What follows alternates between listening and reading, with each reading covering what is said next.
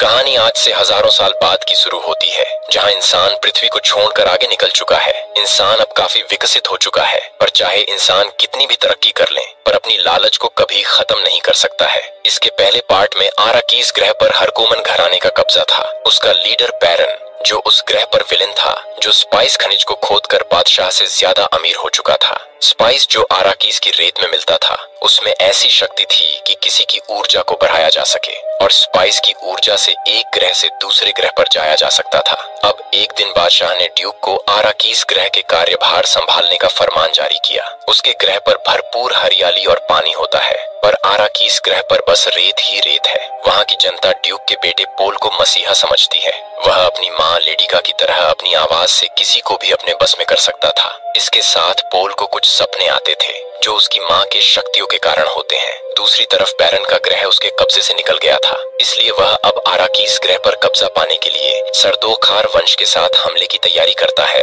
और हमले में ड्यूक मारा जाता है, और हरकोनन घराना पोल और उसकी माँ को कैद करके अपने घर ले जाने लगता है। पोल और उसकी मॉम अपने जादुई आवाज से सभी को अपने बस में करने लगते हैं, और उन्हें आपस में ही मरवा देते हैं, और उनकी कैद से बचकर भाग जाते हैं। और उनकी मुलाकात आराकीस ग्रह की एक कोर ड्राइव फ्रीमैन और उसके लीडर स्टीलगर से होती है। वहाँ स्पाइस की वजह से उन सभी की आंखें नीली होती हैं। वही पोल को एक लड़की दिखाई देती है, जो उसके सपने में आया करती थी। इधर हरकोनन घराने वाले आराकीस पर हमला करके पूरे एड्रेडिस घराने को खत्म कर दिया था, और उनकी लाशों को जला दिया। आराकीस ग्रह को पाने के बाद बैरन अपने भतीजे को उस ग्रह का राजा बना देता है। इस घटना से सद्दाम फोर्थ और उनकी बेटी राजकुमारी दोनों को चुप होना पड़ा था। सबको यही लग रहा था कि एड्रेडिस का वंश खत्म हो चुका है, लेकिन डक्कन की मदद से पोल और उसकी मॉम बच जाते हैं, और उन्हें फ्रीमैन ने पनाह दी थी। फ्रीमैन के यहाँ एक भविष्यवाणी थी कि एक दिन किसी और दुनिया से उनका मसीहा आएगा, और वो मसीहा फ्रीमैन लोगों को आराकास ग्रह वापस दिलाएगा। ये कहानी सदियों से इनके बीच सुनाई जा रही थी, मगर आज तक वो मसीहा इनके ग्रह पर नहीं आ पाया था। पोल को उसकी माँ के गर्भ में उसकी बहन का विजन आता है। बाकी बचे ग्रह पर हरकोनन के सैनिक रेगिस्तान में उतरकर फ्रीमैन लोगों को खोज रहे थे, लेकिन पोल और उसकी माँ जेसिका के साथ मिलकर हरकोनन के सैनिकों को मारकर उनके शरीर के तरल पदार्थ को निकाल लेते, फिर उन्हें रेगिस्तान में डाल देते। अपनी सेना को गायब होता देखकर राजधानी में हरकोनन सेना का सलाहकार रब्बान से थोड़ा आराम करने को कहता है। इतने में गुस्सा होकर रब्बान उस सलाहकार को मार देता है, और जल्दी से उन सभी लोगों को कैद करने का आदेश देता है। इधर स्टीलगर पोल और उसकी मॉम को लेकर फ्रीमैन की गुफा में आ जाते हैं। असल में इस CH गुफा को खतरे आने पर लोगों को समझाने के लिए बनाया गया था। वहां पहुंचने के बाद पोल और जेसिका को पता चलता है कि उनको लेकर वहां के लोगों में दो भावनाएं हैं। कुछ मानते थे कि एक बेटा और उसकी माँ मिलकर आराकीस ग्रह पर खुशी लेकर आएंगे, और इसी वजह से वे पोल को अपना मसीहा समझने लगे थे। लेकिन ज्यादा लोगों का मानना था कि ये दोनों जासूसी करने आए हैं। अब फ्रीमैन की कम्युनिटी पोल का भविष्य जानने के लिए उसे रेगिस्तान के हवाले करने को कहती है, लेकिन वे जेसिका के बारे में कोई निर्णय नहीं लेते हैं। पोल फ्रीमैन लोगों की मदद से बादशाह तक पहुंचना चाहता था। उसे अपने पिता का बदला लेना था। तभी स्टीलगर जेसिका को बुलाता है और अपनी गुफा का पानी दिखाकर कहता है कि हमारे पास पानी की कमी नहीं है। इतना पानी हमारे पास हजारों जगहों पर है, और हमारा मसीहा इससे हरा भरा स्वर्ग वापस लाएगा। साथ में स्टीलगर बताता है कि गुफा वाली माँ मर रही है, इसलिए वह जेसिका को उसकी जगह लेने के लिए कहता है, क्योंकि जेसिका के पास मानसिक शक्तियां थीं। इसके बाद जेसिका पोल से मिलकर बताती है कि उसे गुफा की माँ बनाया जा रहा है। इसमें मुझे कष्ट भी हो सकता है। इसके बाद जेसिका को गुफा की पूज्य माँ बनाया जाता है। उसको गुफा की पूज्य माँ के सामने लाया जाता है, और उसे जबरदस्ती एक तरल पदार्थ पीने के लिए दिया जाता है, जिसे वे लोग जीवन का जल कहते हैं, लेकिन वह तरल पदार्थ एक जहर होता है। इधर पोल को दो लोग युवक कहते हैं कि पोल कोई मसीहा नहीं है। इधर जेसिका जहर पीकर दर्द से तड़पने लगती है।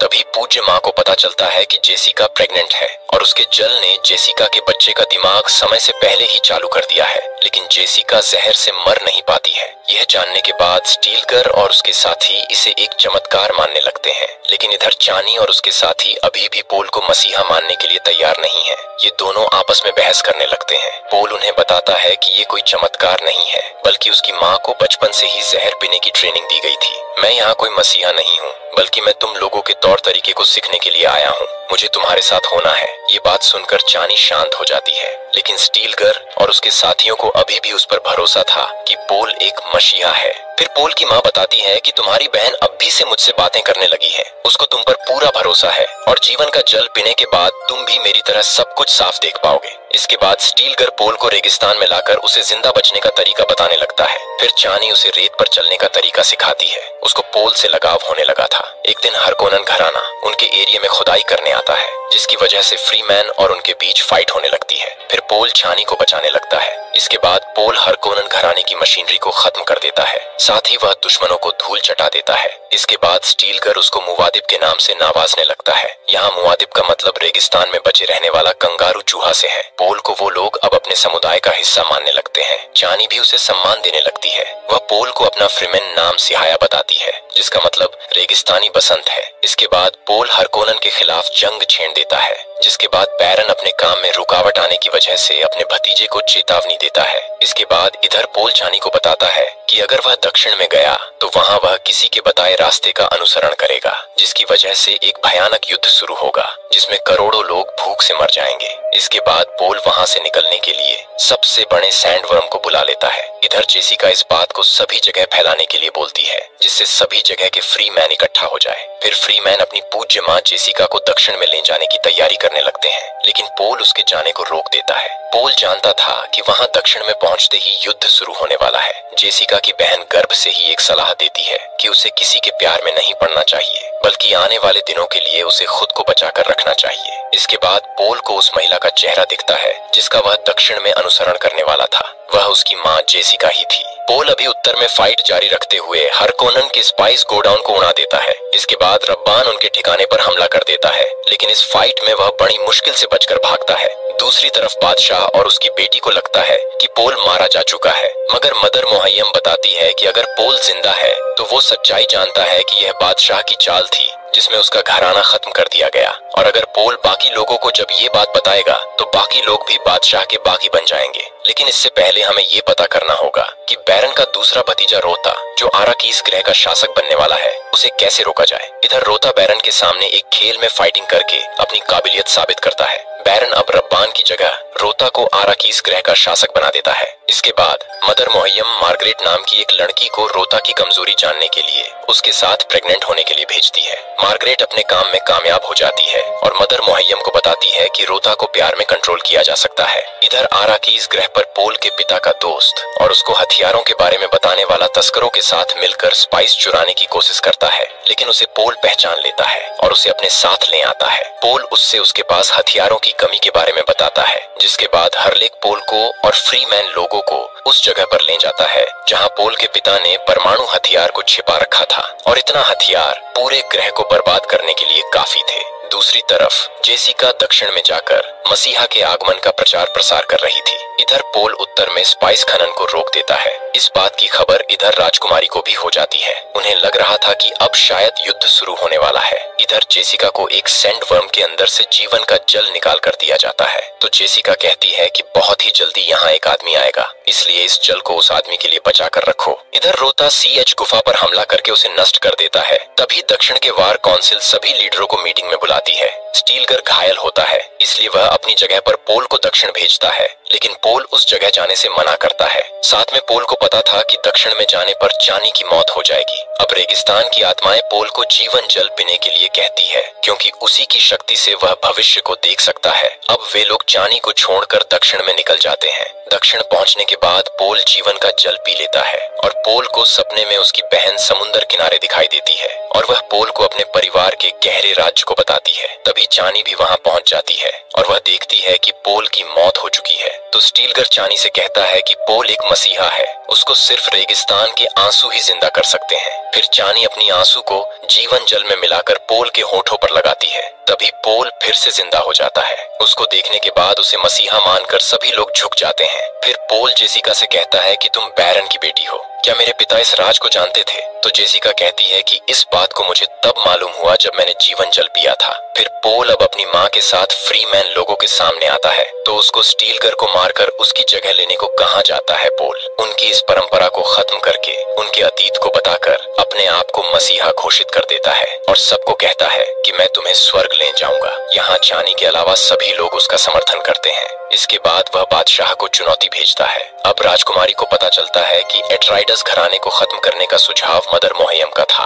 क्योंकि वो जान चुकी थी कि आने वाले समय में बादशाह को गद्दी से हटा दिया जाएगा। अब राजकुमारी को अपना शासन कायम रखने के लिए किसी के साथ शादी करनी होगी। अब मदर मोहयम के साथ राजकुमारी आराकीस ग्रह पर आती है। दूसरी तरफ पोल और उसके लोग युद्ध की तैयारी कर रहे थे। इधर बादशाह बैरन से पूछता है कि उसे किसने चुनौती दी है, तो वह बादशाह से कुछ भी नहीं बता पाता है, जिसके बाद बादशाह कहते हैं कि ड्यूक जिंदा है और तुमने उसका पता नहीं लगाया। फिर वह बैरन को घायल करवा देता है। इधर एक रेत का विशाल आ रहा था, लेकिन पहाड़ियां उसको रोक देती हैं। लेकिन पोल पहाड़ी को बम से उड़ा देता है, जिसके बाद तूफान युद्ध क्षेत्र तक आ जाता है। इसके बाद पोल सैंड वर्म पर बैठकर बैरन और उसके साथियों पर हमला बोल देता है। पोल के सैनिक भी हमला कर देते हैं। फिर पोल बैरन के कक्ष में आकर बैरन को नाना कहकर उसकी हत्या कर देता है और बाकी सभी को बंदी बना लेता है और सभी कैदियों को रेजिडेंसी में लाने को कहता है। इधर हर्लिक पोल के कहने पर रब्बान को खत्म कर देता है और उसकी सेना को भी खत्म कर देता है। फिर फ्री मैन दुश्मनों की लाशें जला देते हैं। इधर रेसिडेंसी में बादशाह और सभी कैदियों को लाया जाता है। पोल अब चानी से कहता है कि जब तक वह जिंदा है तब तक वह उसी से प्यार करता रहेगा। इसके बाद बादशाह को चेतावनी देता है कि अगर वे हमारे लोगों पर हमला करेंगे तो हम स्पाइस भंडार को परमाणु से उड़ा देंगे। फिर वह बादशाह की बेटी से शादी का प्रस्ताव देता है, जिसको सुनकर चानी का दिल टूट जाता है। अब चुनौती के लिए रोता पोल से फाइट करने आता है और वह पोल के पेट में चाकू घुसा देता है। फिर पोल उसी चाकू से रोता को मार देता है। इसके बाद पोल चाकू लेकर बादशाह की तरफ जाने लगता है, तो राजकुमारी कहती है कि मेरे पिता को बख्श दो, मैं तुमसे शादी करने को तैयार हूँ। इसके बाद बादशाह पोल के सामने झुक जाते हैं। तभी चानी चली जाती है। हार्लिक बताता है कि अभी भी कुछ घरानों ने आपकी अधीनता स्वीकार नहीं की है। इसके बाद पोल अपनी सेना को स्वर्ग की तरफ जाने का आदेश देता है। तभी पोल की बहन अपनी माँ से पूछती है कि क्या हो रहा है, तो जेसिका बताती है कि तुम्हारे भाई ने महान घरानों से युद्ध मोल लिया है। ये एक महान और पवित्र युद्ध की शुरुआत है। इधर चानी अकेले उत्तर की तरफ निकल देती है और यह कहानी यही समाप्त हो जाती है।